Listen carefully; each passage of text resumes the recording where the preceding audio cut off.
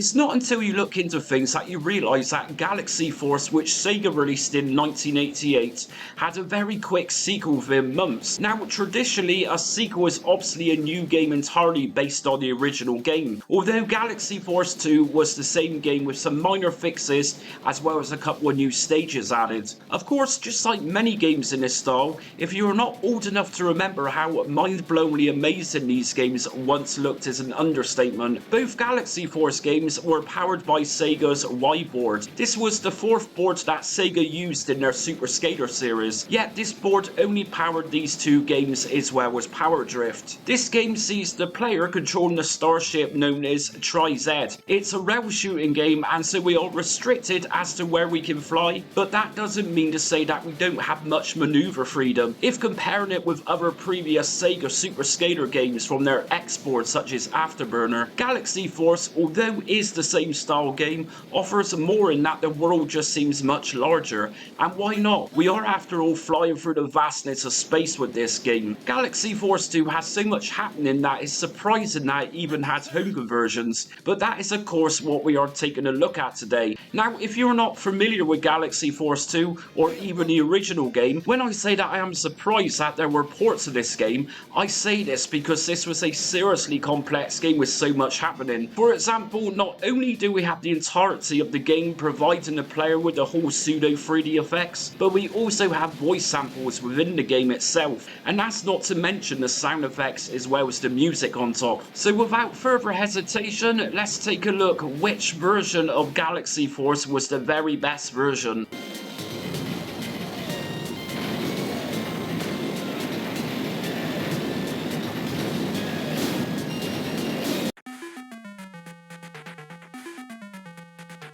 I'm going to just go ahead and say this what it is. Galaxy Force with a ZX Spectrum 48K and 128K computers isn't great.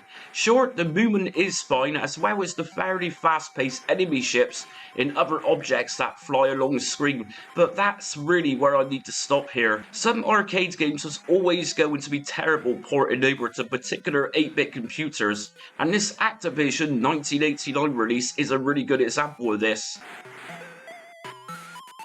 As we know, Galaxy Force is a fairly complex game for its time, comprising of visuals that the Spectrum could not easily pull off, even with the 128K version. The problem here is really down to the colours being used and the severe colour clash, which makes it extremely difficult to see what's going on, and targeting enemies to get a successful shot is almost near impossible. Most of the time it is a case of hope over accuracy. The game, although generally performs okay, it does tend to lag too, with the music slowing down when levels get too busy, such as flying through planets. It's just not a great version at all, although I do commend Activision for giving this a shot. I am just afraid to say the ZX Spectrum just wasn't up to this task.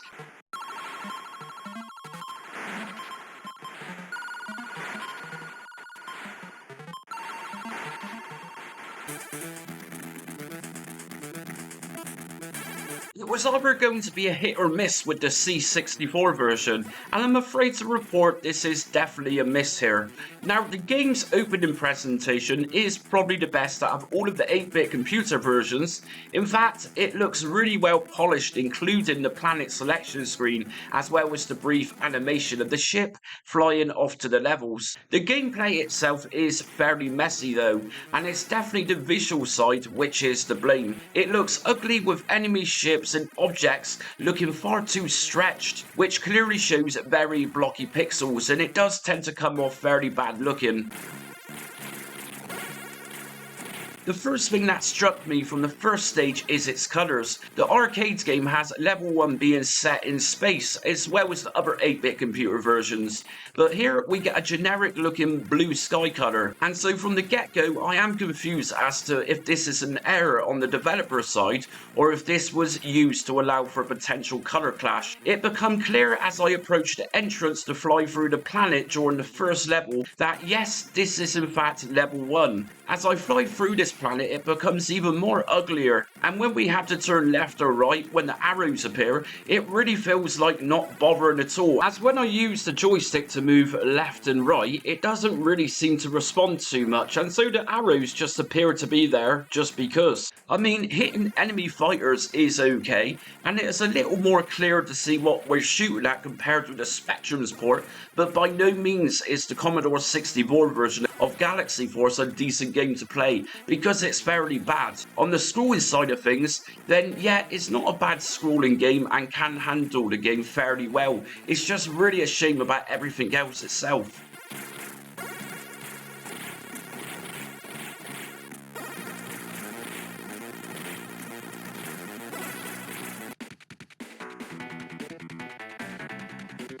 So did Galaxy Force have a good conversion for OCS and ECS Commodore Amiga computers?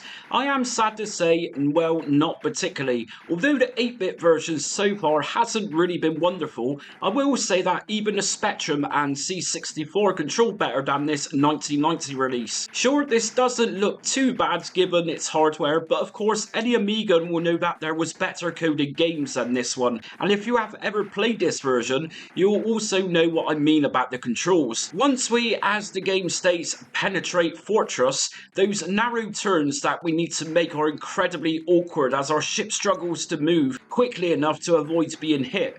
In other words, our ship in this version is fairly slow. It's also a combination of those caves being too big, and oddly enough they also stretch in a very bizarre way if we move too close to them, as an attempt to turn from them to avoid being hit.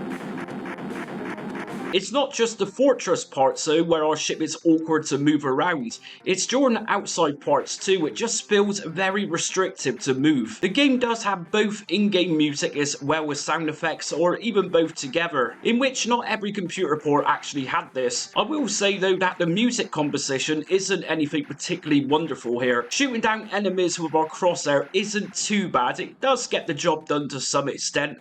Going back to the visual side of things though, then again the sprites aren't particularly anything to boast about. In fact, when you see these up close, they do kind of look fairly ugly. I've said it before and I'll say it again, considering the sheer complexity of the arcade game that this is attempting to emulate, it at least somewhat looks like the game itself, and at least Text wasn't behind it either. Otherwise, this could have been so much worse. The development team behind this version was Software Studios, who also did a few other Amiga arcade ports, such as Altered Beast, Power Drift, and also Atomic Robo Kid.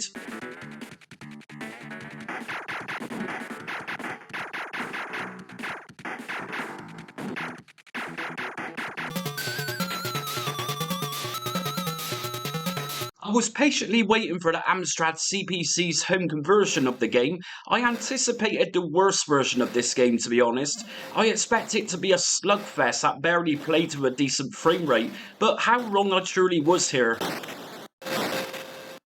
This is 1989's Activision game for Sir Alan Sugar's 8-bit microcomputer, and yes, you heard me correctly. I was wrong to judge Galaxy Force for the Amstrad CPC to be a bad game. This is a seriously great effort here. As you will see from the gameplay video, this moves remarkably well and also runs at an incredible fast pace. Now, I played through 2 stages in total and cannot say there was a single frame drop. Everything was coherent, and regardless of how many sprites were on screen at once, it did not slow down. Now, you could argue that of course this is a severely cut down version and this rings home from the first stage. But having said that, when we fly inside a planet and the tunnels surround us, the whole pseudo 3D effect really kicks in. Well, as far as an 8-bit computer can do, and it doesn't actually look as bad as you might expect it to. It's a seriously faithful version, and this told me so when I began stage 2. The length of this stage is pretty much on par with the original game itself. Of course, we have no voice samples here to tell us to turn left or right through the tunnels, but we do have arrows to point us, and considering how smooth running this version is, complete with quite possibly a Mode 0 coded game, then we really shouldn't moan about this at all. Controlling the Tri-Z is also very smooth, and when firing missiles, they did appear to hit and destroy oncoming ships and monsters very nicely. I mean, sure, this isn't the greatest port out of them all by any means, but like I said, for the Amstrad CPC, which are known to be fairly sluggish games at times, then this port seriously blows most of the others out of the water for the 8-bit computers, that is. An incredible effort here by Activision.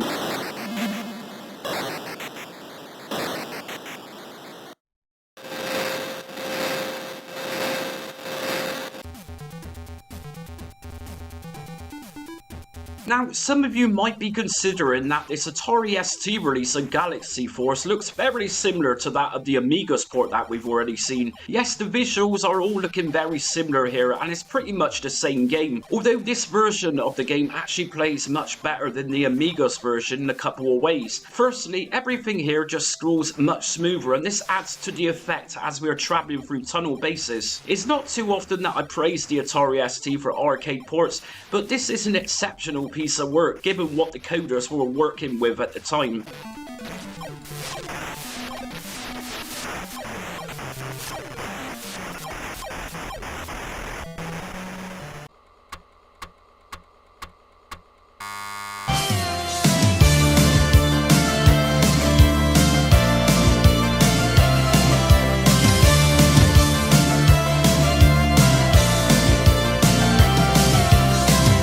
The idea of emulating games from yesteryear on your modern day computer or portable device. Maybe you hate the thought of loading times of your favourite games and prefer to watch commentary videos or anything else retro related. Just Jamie Retro Realm is the ultimate channel for anybody who loves games from the golden age of arcade to home microcomputers as well as the console generations. From the 1970s to the 2000s, then this channel will have something that you'll love, including themed video series, as well as beginner's guides from standalone emulators to more complex front-end emulation system guides. This channel even supports and showcases modern-day games for retro platforms, or more commonly known as homebrew games, as well as offering reviews for physical hardware. Just Jamie will absolutely have something for any preference, and the video uploads are also very frequent too. So if you want a retro gaming channel which appreciates everything from the Sinclair ZX80 to the modern day era arcade games and love the idea of discovering new games from yesteryear,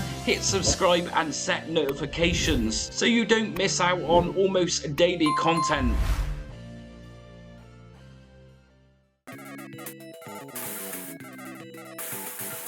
So this is a part of this video where things begin looking a little better and closer to the arcade game itself. This is the 1988 version of Galaxy Force for the Sega Master System.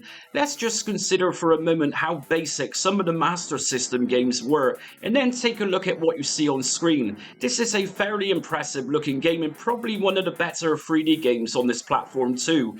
Sega's very own R&D2 team developed this game, and so considering the arcade game was a Sega release, it's highly likely then that Sega wanted their own in-house team to develop it rather than pass it on to a third-party developer. One notable thing to mention here is that outside of Japan, this game was FM compatible, so if you had an expansion for sound, you would have enjoyed this with superior sounds compared with your average Master System game. It really sounds good for this too.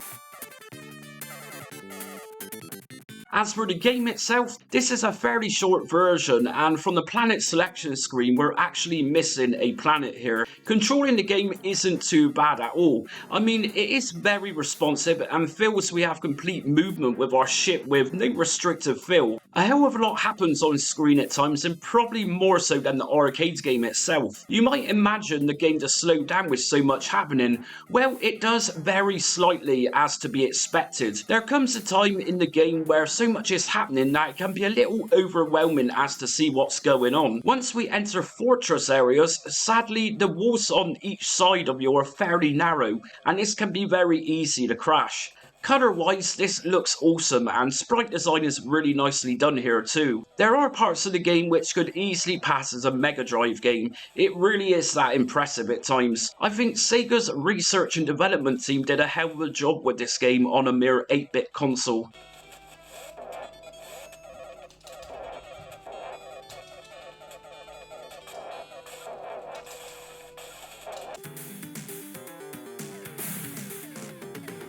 Anything that released for both the Sega Master System and the Sega Mega Drive would be inevitable that the Mega Drive would have the better version in most cases, and this is certainly the case for Galaxy Force. CSK Research Institute Corp, aka CRI, developed this port for Sega, a very trusted team of developers who largely developed for Sega only. They later went on to develop many more subsequent Sega consoles, including the Sega Saturn. This is a seriously great version of the game. As per most in this list so far, these are all cut down versions, and this version is no exception. But let's just remember that the Mega Drive is a 16-bit machine, and so even this was severely cut down too. But we do get to see space structures which were absent from most other versions of the game during its original run of home conversions. Admittedly, our ship does feel a little stiff to control, but that doesn't mean it's unplayable. Far from it, in fact. This game is enjoyable, and it does hold its own. I'll always mention the parts of the game where we are entering the core areas of the planet where we fly into these, as these are fairly large portions of the original arcade game. What we get here is two different colours that represent the illusion of travelling, and it works well. This is of course a far cry from seeing gritty caves like in the arcade game, but any respecting development team who knew particular limitations of a machine would do something like this and introduce two colours to give it this illusion rather than mess it up completely. Enemy hit collision detection is also nicely implemented here. When we fire rockets and providing our crosshairs are targeted on enemies, they blow up really nicely, and unlike the Sega Mega Drive's older brother, this version don't bombard us with so many enemies at once where we are clueless as to what is going on. I am confident to say that if you own this when it released by Sega back in 1992 or 1991 if you were from Japan, the chances are you would have been very happy playing this version.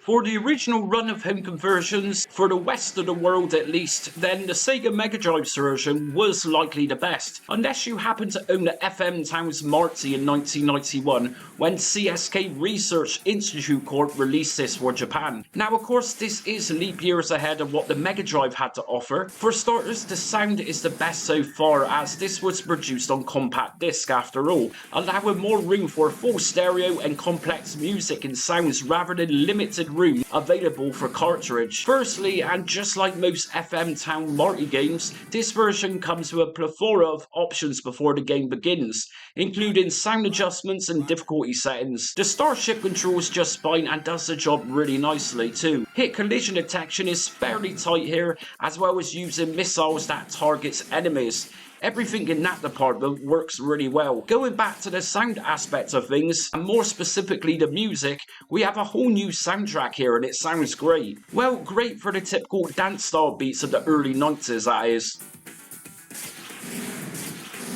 Scrolling is perfect here as well as sprite design. We even get to see and shoot through more space debris and space structures here, where nothing appears to be looking like it's struggling. The cave segments of the games within the planets are also really nicely executed here, and turning left and right responds nicely too. The cherry on the cake is that the voice synth here, well, it really adds to the arcade sound. We also have 5 stages in total with this version.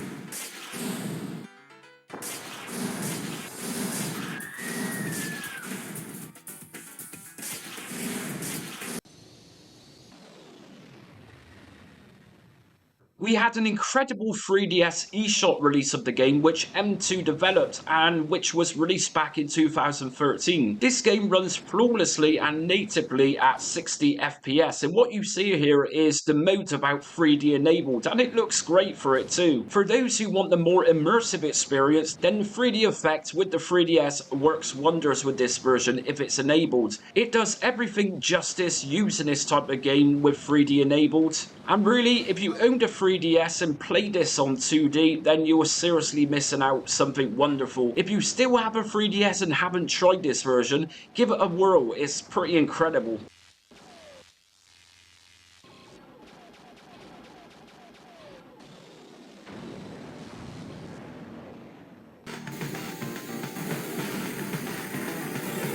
The Sega Saturn had a series known as Sega Ages. This was a platform for older arcade classics to be remade and modernised using more powerful hardware. Palooza Interactive developed this version and they did a wonderful job of it too. We have a few different options including a storyline of the game as well as the ability to continue off from previous missions that we have played.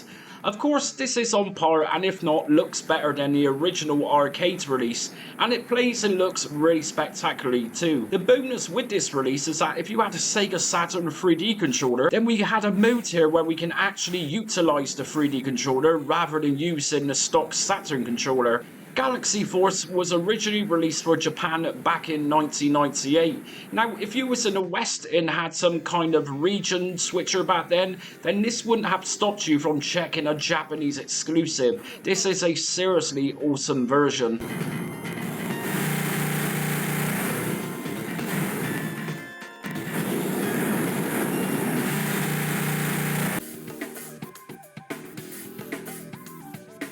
Sega Ages 2500 series in Volume 30 re-released Galaxy Force for the PlayStation 2, and this was exclusively at the time for Japan. If you had a spare 2500 yen, then you could happily enjoy this really nice port of the arcade game. And by saying nice is truly an understatement for this whole package. Firstly, Volume 30 contains several Sega console ports with this, as well as a mode known as Galaxy Force Neo Classic Mode, which is the version you are watching. Forget the previous blocky sprites and blocky pixels, the PlayStation 2 and M2 development team did an exceptional job on modernising the whole game. It runs silky smooth, sprites are nicely rounded off, and it probably plays better and certainly looks nicer than the source material itself. There are some visuals to behold with this PS2 port, including lava looped flames on Mission 2.